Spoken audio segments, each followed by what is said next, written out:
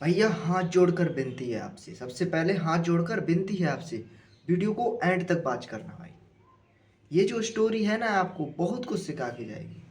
ऐसा नहीं है कि बहुत लोग बहुत क्रिएटर बनाते हैं, वो भी अच्छी बनाते हैं स्टोरी। मैं ये नहीं कह रहा हूँ कि मेरी सबसे हटके स्टोरी है, लेकिन ये स्टोरी आपको बहुत कुछ सिखा के जाने वाली है, इसलिए इसे फुल वॉच करना है। आइए बताते हैं एक स्टोरी जो कि एक छोटे से विलेज की है। ये दोस्तों ऐसा गांव था जिसमें बहुत कम सुरक्षा थी, यानी कि बेटियों के प्रति बहुत कम सुरक्षा थी। ऐसे ही एक बहुत बड़ी यहाँ पर उलझन बनती है, बहुत बड़ी। एक लड़की थी जिसकी नाम थी रोहिणी, उसी गांव में रहा करती थी।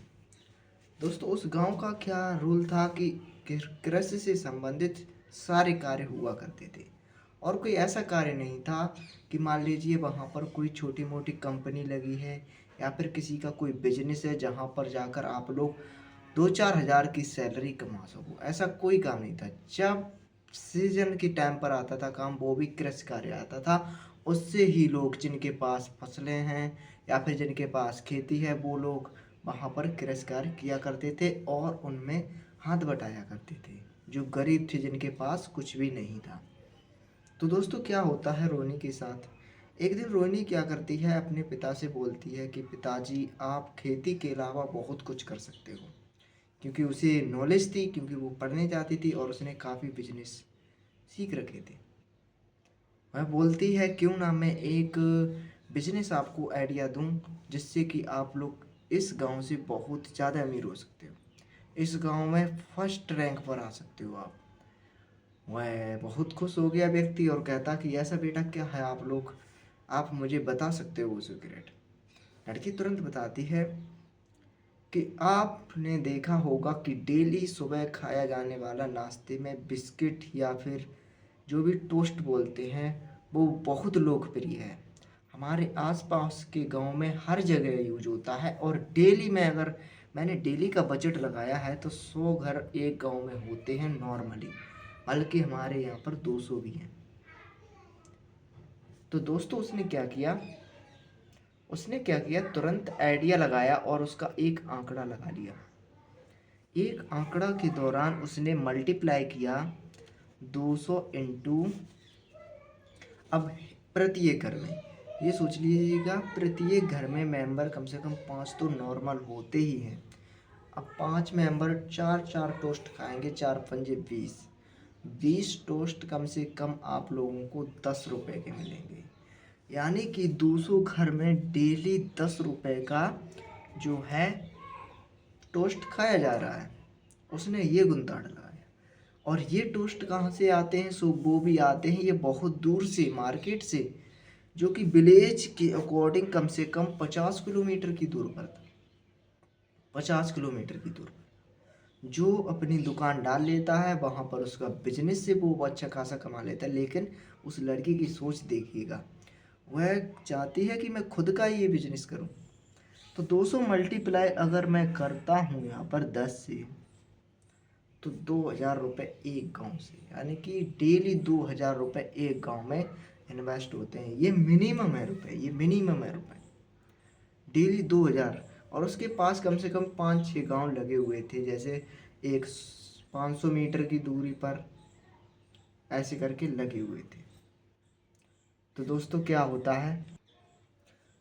होता है, उसने चारों का गुंताड़ा लगाया और 10,000 उसने सोच लिया कि 10,000 पर डे पर हमें मिलने वाली है। ठीक है, डेली की सप्लाई है ये, और बहुत से लोग थोक में ले जाते हैं इन चीज़ों को। तो दोस्तों उस लड़की ने इसमें कम से कम 5 से 6 लाख रुपए लगा दिए, और टोस्ट को जो है एक घरेलू उपकरण के द्वारा बनाना स्टार्ट कर दिया, जिसमें भट्टी का महत्वपूर्ण बहुत है, भट्टी का मेन रोल होता है। और उसे आटे को हाथ से गूंथना, लेकिन खमीर के लिए वो जो है मार्केट जाती थी लेने के लिए, सिर्फ एक चीज़ को लेने के लिए जाती थी, और बाकी सब सामग्री उसने पहले से ही मंगा रखी थी। ईंधन की तो ज़रूरत थी नहीं, क्योंकि गांव में बहुत ज़्यादा ईंधन मिल जाता था जलाने के लिए। तो ये कार्य उसने शुरू कर दिया। डेली एक उसने अपनी दुकान भी डाल दी जिसमें बिस्किट, टोस्ट सारे कुछ मिलते थे। अब दोस्तों उसका डेली का बजट, दूसरे गांव के लोग उसकी दुकान पर जाते थे और डेली वो 5 से 6 हज़ार रुपये कमाती थी, फ्रीली सेव होती थी उसकी 5 से 6 हज़ार। अब सोचिएगा उस लड़की का एक छोटा सा आइडिया, लेकिन उन्हें टाइम लगा था इसे चलाने में, कम से कम 7 महीने लग गए थे। 7 महीने के बाद आज वो करोड़पति हैं भाई। अपने विलेज में सबसे अच्छा उन्होंने घर बना दिया है। कभी भी किसान किसान यानी कि कृषि कार्य नहीं करते हैं और अच्छे खासे कमा रहे हैं। तो इस कहानी से हमें ये सीख मिलती है, हम लोगों को पढ़ना सिर्फ उतना चाहिए जितना हम सोच सकें, विचार कर सकें, यानी कि आगे जो फ्यूचर की लाइफ की जो चीज़ें हैं उन्हें जान सकें। तो दोस्तों इतना बहुत इम्पोर्टेंट है आपके लिए ज्ञान। अगर आप किताबों में डूब जाएंगे तो शायद आपकी पूरी ज़िंदगी निकल जाएगी, आप उसे पीछे से भूलते भी जाओगे, आगे याद भी करते जाओगे, लेकिन आपको समझ तो आएगी, लेकिन उस समझ का कोई भी रोल नहीं है लाइफ में। अगर आप उसी चीज़ को पकड़े रहोगे तो पैसा कभी नहीं कमा पाओगे भाई। पैसा बहुत इंपॉर्टेंट है लाइफ के लिए। तो पैसे के लिए फोकस करो।